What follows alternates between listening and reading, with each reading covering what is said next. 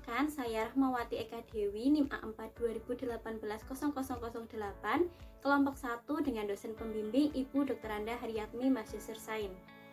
Nah, pada kesempatan kali ini saya akan menyampaikan hasil kegiatan selama kuliah kerja lapangan semester Gasal tahun 2021-2022, Prodi Pendidikan Biologi Universitas Muhammadiyah Surakarta. Kegiatan KKL ini berlangsung dari tanggal 1 November 2021 sampai 15 Januari 2022 dengan tema Peran Biologi yang Berdaya Dukung Lingkungan di Masa Pandemi. Kegiatan KKL ini secara garis besar terdiri atas yang pertama ada kuliah pakar, kemudian observasi, konsultasi, dan yang terakhir yaitu pembuatan laporan proyek mini.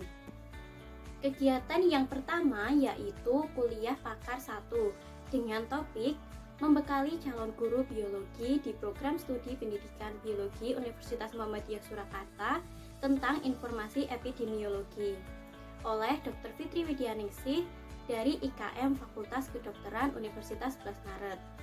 Dalam kuliah pakar 1 ini dapat diketahui bahwa epidemiologi merupakan suatu ilmu yang mempelajari tentang pola penyebaran penyakit yang berhubungan dengan kesehatan manusia dan juga faktor-faktor apa saja yang mempengaruhi penyebaran penyakit tersebut. Dalam epidemiologi dikenal istilah epidemiologi deskriptif dan juga epidemiologi analitik. Epidemiologi deskriptif yaitu studi untuk menentukan jumlah atau frekuensi distribusi suatu penyakit. Nah, sedangkan epidemiologi analitik itu mempelajari hubungan sebab akibat antara paparan dengan terjadinya suatu penyakit. Terdapat 3 istilah tingkatan pada penyebaran suatu penyakit. Nah, yang pertama itu ada endemi. Endemi merupakan tingkat pertama keparahan penyakit yang terbatas pada suatu wilayah, dilihat dari populasinya yang kecil. Nah, yang kedua itu ada epidemi. Epidemi merupakan tingkat kedua penyebaran keparahan suatu penyakit yang juga bersifat lebih besar daripada endemik tadi dan menyebar ke daerah yang lebih luas dan juga menular dengan cepat ke banyak orang dan juga sulit untuk dihambat. Nah, yang terakhir itu ada pandemi.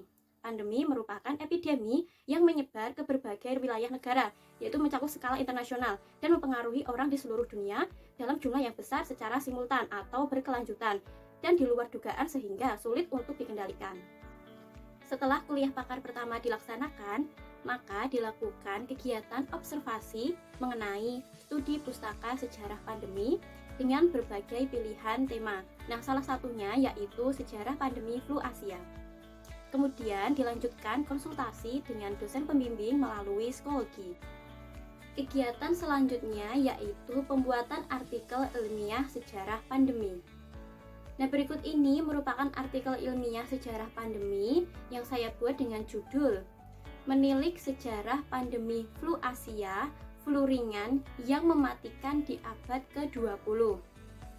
Dalam artikel ini dapat diketahui bahwa flu Asia merupakan pandemi influenza strain H2N2 yang menyerang sistem pernafasan, berasal dari provinsi Yunnan, Cina pada Februari 1957 sampai 1958 yang disebabkan oleh mutasi gen virus influenza H1N1 yang mengakibatkan 1-4 juta kematian di seluruh dunia.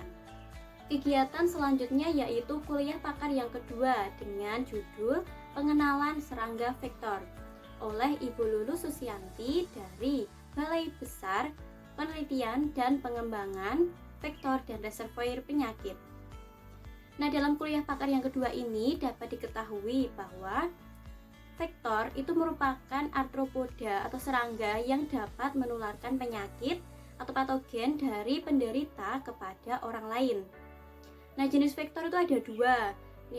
Yaitu ada vektor mekanik dan juga vektor biologis. Nah, vektor mekanik yaitu vektor yang dapat menularkan patogen melalui bagian luar tubuhnya. Nah, sedangkan vektor biologis yaitu serangga yang dapat menularkan patogen dengan cara patogen tersebut itu masuk ke dalam tubuh serangga dan juga berkembang biak sebelum ditularkan. Nah, contoh dari vektor biologis yaitu nyamuk. Nah, bagaimana nyamuk tersebut dapat berperan sebagai vektor? Ternyata hal ini dipengaruhi oleh 3 faktor. Yang pertama itu ada populasi. Nah, semakin tinggi suatu populasi nyamuk, maka dapat meningkatkan potensi penularan. Nah, yang kedua yaitu kerentanan terhadap patogen. Nyamuk yang kuat terhadap patogen dan masuk ke tubuh dan itu akan berpotensi menularkan penyakit tular vektor. Nah, yang ketiga yaitu umur. Semakin panjang umur dari nyamuk tersebut, maka berpeluang sebagai vektor penyakit. Kegiatan setelah kuliah pakar yaitu observasi dan juga konsultasi mengenai keragaman vektor penyakit di lingkungan sekitar rumah kita, yaitu dengan topik ada serangga, mamalia, moluska, dan juga ikan. Kegiatan KKL dilanjutkan dengan pembuatan infografis tentang keragaman vektor penyakit. Nah, berikut ini merupakan infografis mengenai lalat rumah sebagai vektor penyakit diare. Nah, dalam infografis ini dijelaskan mengenai morfologi lalat, lalat sebagai vektor, kemudian penyakit yang disebabkan, dan juga cara penanganannya. Kegiatan selanjutnya yaitu kuliah pakar ketiga dengan judul pemanfaatan tanaman obat sebagai imunomodulator di masa pandemi oleh Bapak Saryanto dari Balai Besar Penelitian dan juga Pengembangan Tanaman Obat dan Obat Tradisional dari Tawangmangu. Berdasarkan kuliah pakar yang ketiga ini dapat diketahui bahwa herbal sebagai toga merupakan tanaman berkhasiat obat yang ditanam di pekarangan rumah dan diramu untuk memelihara kesehatan keluarga. Peranan herbal dan obat tradisional pada masa pandemi ini lebih ke arah fungsi memelihara atau meningkatkan daya tahan tubuh, belum mengklaim atau mencegah atau mengobati penyakit yang disebabkan oleh virus atau antivirus, termasuk penyakit dari COVID-19. Beberapa tumbuhan obat yang dapat dimanfaatkan untuk memelihara daya tahan tubuh yaitu kunyit, jahe, daun jambu, meniran, jambu biji, sambiloto, temulawak, dan Echinacea purpurea.